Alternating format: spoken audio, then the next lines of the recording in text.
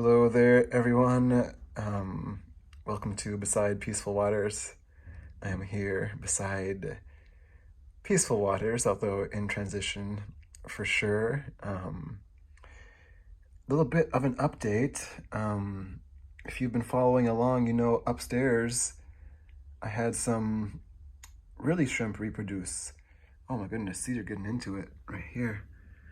It looks like so basically I brought 9 of the orange Rili shrimp down to the downstairs aquarium, and oh wow, look at this.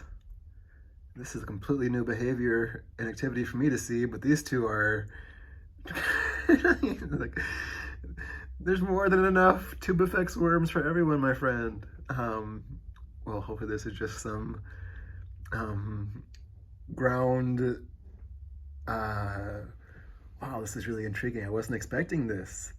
I think it'll be fine, but I used to have about 6 other shrimp in this tank, and now the only other shrimp in this tank is this Blue Dream Neocrinia shrimp. I think I'm saying that correctly, and 2 Amano shrimp. And so there's about 9 of these orange Rili shrimp that are still pretty small, you know, like big enough where I don't think they'll get eaten. But it looks like there's just a bit of, you know, ground establishing, but there's plenty of food for them all. And, you know, I doubt that there will be much animosity in the long term. And even this just kind of seems like, oh, hello, welcome. This is where I've been eating the last 6 months, and now you're welcome to eat here too, but I've been here first, my friend. And so maybe that's just all that's being said, or I hope so. But I just put a whole cube of tubifex worms in here, in case you notice all the little white strands.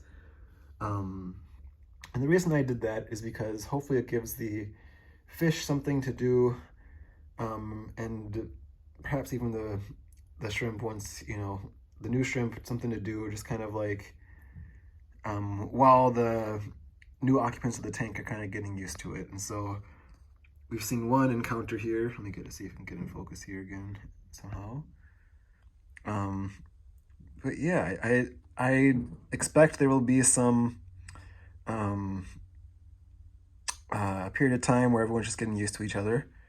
But there's been shrimp in here before, and it's been really peaceful. And so, yeah, I don't know if there's any other visible orange Rili shrimp. The neon tetras, you know, I do at some point here, and maybe about 6 months down the line, but I do want to get a big community tank and get about another, you know, 6 or so neon tetras, because, you know, they are a little bit, you know, like they do lunge at each other quite frequently, which I've Googled it, and apparently it's not completely uncommon behavior. But I think if I had a community tank, you know, this is a 10-gallon tank with 6 neon tetras, and now, you know, 10 shrimp, and 2 Amano shrimp, you know,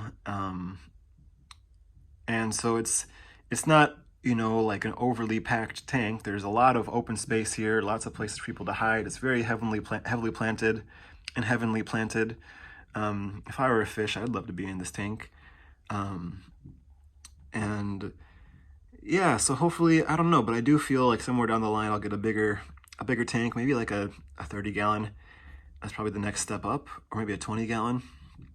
You know, something where, yeah, I can just have maybe a school of fish that's 12 instead of 6. You know, 6 seems to be okay. You know, 6 neon tetras and a 10-gallon with some shrimp feels okay. I moved the mystery snail to a different tank, just because, you know, it just felt like the right thing to do. I think he was okay, but I just had that idea to move him to a different one. So there's no longer a mystery snail in here, but there are a number of shrimp and neon tetras, and so yeah, it's not the most pleasant at the moment when I notice these little white strands of food. It kind of looks like it's snowing, you know, or something. And I'm sorry about the watermarks. You know, it was kind of an impromptu thing. I just brought in, I just did a bunch of water changes today, but I just wanted to share the new inhabitants and the update.